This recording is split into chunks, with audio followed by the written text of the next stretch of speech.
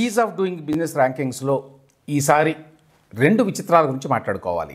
అటు జగన్మోహన్ రెడ్డి, ఇటు కేటీఆర్ ఈ విషయంలో జనాన్ని ఎట్లా తప్పుదోవ పట్టించడానికి ప్రయత్నించారో తెలుసుకుందాం. ఈ ర్యాంకింగ్స్ని తొలిసారిగా కేంద్ర ప్రభుత్వం 2014లో ప్రవేశపెట్టింది. వీటి ప్రధాన ఉద్దేశం దేశంలో వివిధ రాష్ట్రాల మధ్య వ్యాపార రంగంలో పోటీని నెలకొల్పాలి అని. ఏ రాష్ట్రంలో వ్యాపారం చేయడం సులభతరం అని చెప్పటానికి కేంద్రం కొన్ని విధి విధానాలని రూపొందించింది. ఆ ప్రకారం ఏ రాష్ట్రం వ్యాపారానికి అనువుగా చొరవ తీసుకుంటుందో ఆ రాష్ట్రానికి మెరుగైన ర్యాంకింగ్ ఇస్తూ వచ్చింది. ఇప్పటి వరకు 4 సార్లు ఈజ్ ఆఫ్ డూయింగ్ బిజినెస్ ర్యాంకింగ్స్ని కేంద్ర ప్రభుత్వం రిలీజ్ చేసింది. 2015, 2017, 2019 సంవత్సరాలకి ఇప్పటివరకు కేంద్రం ఈ ర్యాంకింగ్స్ని విడుదల చేసింది.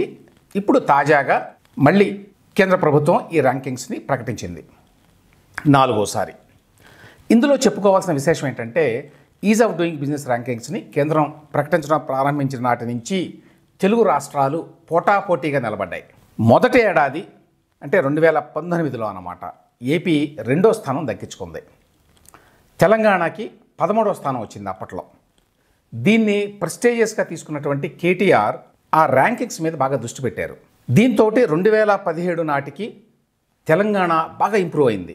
ఆ సంవత్సరం ఏపీ తొలి స్థానాన్ని, తెలంగాణ 2వ స్థానాన్ని పొందినాయి.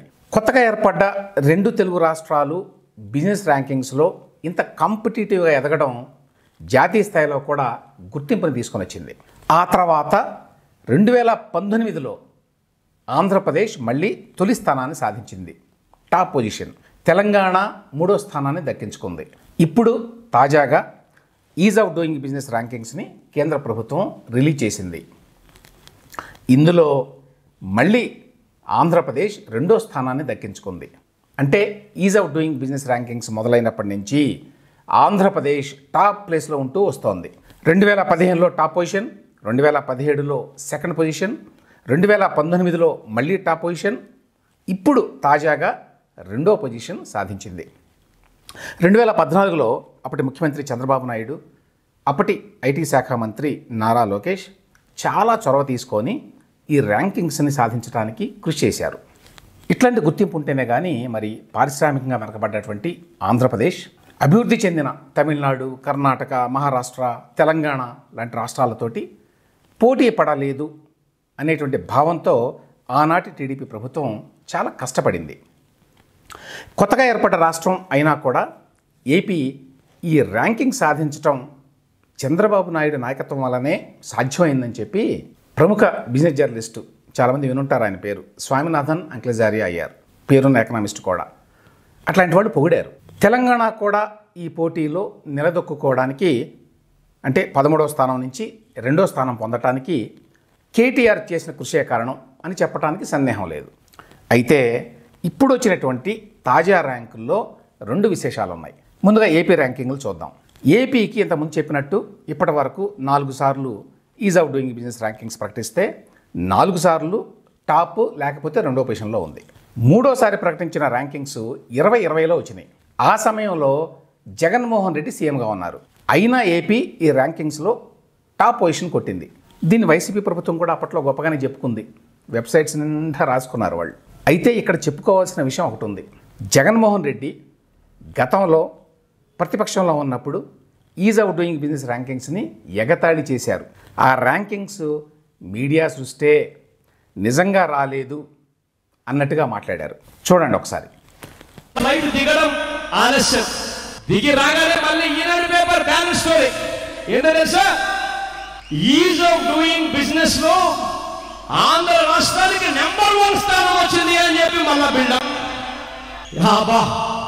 ఈనాడు పేపర్లో ఆ ఐటమ్ చూసి నిజంగా నాకు ఆశ్చర్యం అనిపించింది. దానికి ఎంత పెద్ద పబ్లిసిటీ ఇచ్చారో తెలుసా.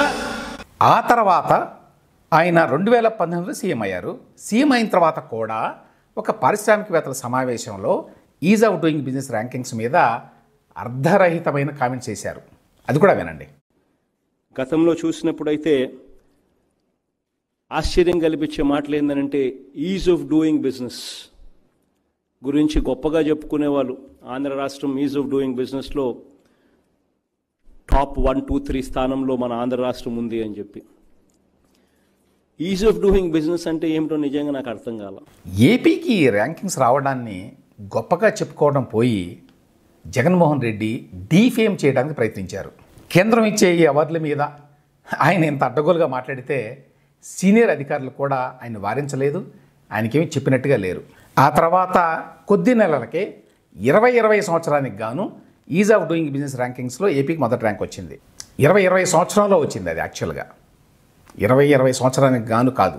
అయితే ఇది జగన్ ప్రభుత్వం ఘనత కాదు ఆబ్వియస్లీ, ఎందుకంటే ఈజ్ ఆఫ్ డూయింగ్ బిజినెస్ మీద ఆయనకున్న అభిప్రాయాలు ఏమిటో చూపించాను మీకు. ఈ అవార్డు 2019 సంవత్సరానికి వచ్చింది, ప్రకటించింది 2020లో. గత ప్రభుత్వం పారిశ్రామిక విధానంలో చేసిన మార్పుల వల్ల, అంటే తెలుగుదేశం ప్రభుత్వం చేసిన మార్పుల వల్ల ఈ అవార్డు వచ్చింది. కానీ సీఎంగా ఉన్నటువంటి జగన్మోహన్ రెడ్డి అది కూడా ఎక్నాలెడ్జ్ చేయాల. ఇది ఎట్లా ఉంటే ఇప్పుడు తాజాగా సెప్టెంబర్ 5వ తేదీన కేంద్రం ప్రకటించిన ఈజ్ ఆఫ్ డూయింగ్ బిజినెస్ ర్యాంకింగ్స్లో ఏపీకి మళ్ళీ 2వ స్థానం వచ్చింది. అంటే జగన్ సీఎంగా ఉన్నప్పటికీ ఈ ర్యాంక్ వచ్చిందన్నమాట. ఎందుకంటే 2020లో జగన్మోహన్ రెడ్డి కదా సీఎం, కాబట్టి జగన్కే ఈ క్రెడిట్ ఇవ్వాలి మామూలుగా అయితే is of doing business rankings మీద జగన్ వైఖరి ఏంటో చూసాం. ఎంత చులకనగా హేళనగా మాట్లాడాడో చూసాం. ఏపీ లాంటి స్టేట్కి ఈ ర్యాంకింగ్ రావడం ఏంటి, ఇదంతా మ్యానిపులేషన్ అనో, ఇదంతా అబద్ధం అనో, ఉత్త ప్రచారం అనో ఈ విధంగా మాట్లాడాడు ఆయన. మరి అంత చులకనగా మాట్లాడిన జగన్ ఈ ర్యాంకింగ్స్ని సాధించడం కోసం ప్రభుత్వ యంత్రాంగాన్ని సన్నద్ధం చేశారు అంటే మనం నమ్మలేం. ఎందుకంటే దీనికి చాలా కృషి కావాలి. అంటే 2014-19 మధ్యకాలంలో వేసిన పునాదుల వల్లే 2020 సంవత్సరానికి కూడా 2వ ర్యాంక్ వచ్చింది ఏపీకి అని భావించాల్సి ఉంటుంది. ఇది ఆంధ్రప్రదేశ్ కథ. ఇక తెలంగాణ కథ. తెలంగాణకి ఇంతకుముందు చెప్పినట్టుగా గతంలో 13, ఆ తర్వాత 2, ఆ తర్వాత 3 ర్యాంకులు వచ్చినాయి. ఇప్పుడు తాజాగా ఈజ్ ఆఫ్ డూయింగ్ బిజినెస్ ర్యాంకింగ్స్లో తెలంగాణ పేరే లేదు. మొన్న సెప్టెంబర్ 5న రిలీజ్ చేసిన లిస్టులో అట్టడుక్కి వెళ్ళిపోయింది. దీని మీద కేటీఆర్ ఒక ట్వీట్ చేశారు. The latest is of doing business reformers rankings reflect the మిస్రూల్ of the Revanth Reddy government in Telangana. Revanth Reddy గారి దుష్పరిపాలన ఫలితమే ఈ ర్యాంకింగ్స్ రాకపోవడం తెలంగాణకి. గతంలో 3 సార్లు వచ్చినాయి, ఇప్పుడు రాలేదు అని చెప్పి ఇంకా చాలా విమర్శలు చేశారు ఆయన. ప్యాథటిక్ స్టేట్ ఆఫ్ అఫైర్స్ అన్నారు చివరికి. ఈ విధంగా రేవంత్ రెడ్డి వచ్చిన తర్వాత తెలంగాణ అట్టడుకు వెళ్ళిపోతోంది అనేది ఆయన భావన. అయితే ఇందులో ఒక చిక్కు ఉంది. ఇప్పుడు కేంద్రం ప్రకటించిన ర్యాంకింగులు ఇంతకుముందు చెప్పినట్టు 2020వ సంవత్సరానికి చెందినవి. ప్రకటించింది సెప్టెంబర్ 5, 2024 నాడు అయినా కూడా ఆ ర్యాంకింగులు 2020 సంవత్సరానికి చెందినవి. అప్పుడు అధికారంలో ఉంది కేసీఆర్ ప్రభుత్వమే. అంటే ఈ ఫెయిల్యూర్కి కారణం కేటీఆర్ గారి ప్రభుత్వమే. మరి కేటీఆర్ ఈ విషయాన్ని గ్రహించకుండా తొందరపడి రేవంత్ రెడ్డి ప్రభుత్వం మీద విరుచుకుపడ్డారు. గతంలో చంద్రబాబు నాయుడు ప్రభుత్వంతో పోటీపడి is of doing business ranking సాధించడంలో కేటీఆర్ గారు కష్టపడ్డారు అనడంలో సందేహం లేదు. అయితే చంద్రబాబు నాయుడు గారి ప్రభుత్వంలో ఉన్న కన్సిస్టెన్సీ, ఫాలో అప్ లేని కారణంగా తెలంగాణ ఈ ర్యాంకింగ్స్లో వెనకబడింది అనేది వాస్తవం. ఇన్ఫ్యాక్ట్ పోటీ ఎలా ఉండేదంటే గతంలో 2016లో మంత్రిగా ఉన్న కేటీఆర్ ఒక స్టేట్మెంట్ ఇచ్చాడు. ఆంధ్ర వాళ్ళు మా విధి విధానాలని, అంటే ease of doing business rankings తెచ్చుకోవడానికి కొన్ని విధి విధానాలు ప్రవేశపెట్టాలి ప్రభుత్వంలో, వాటిని కాపీ కొట్టారు, ఏపీ గవర్నమెంట్ స్టోల్ అని అన్నారు. పత్రికలో కూడా వచ్చింది ఆ వార్త. ఆ స్థాయిలో పోటీ ఉండేది. మరి అంత పోటీగా చేసినటువంటి కేటీఆర్ కానీ ఆయన ప్రభుత్వం కానీ ఆ కన్సిస్టెన్సీ ఫాలోఅప్ లేకపోవడం చేత తర్వాత వెనకబడ్డారు. కాబట్టి ఇప్పుడు 2020 ర్యాంకింగ్స్ ఇప్పుడు ప్రకటించిన వాటిలో తెలంగాణ పేరు లేదు అంటే దానికి కారణం బీఆర్ఎస్ ప్రభుత్వం, కేటీఆర్ గారే.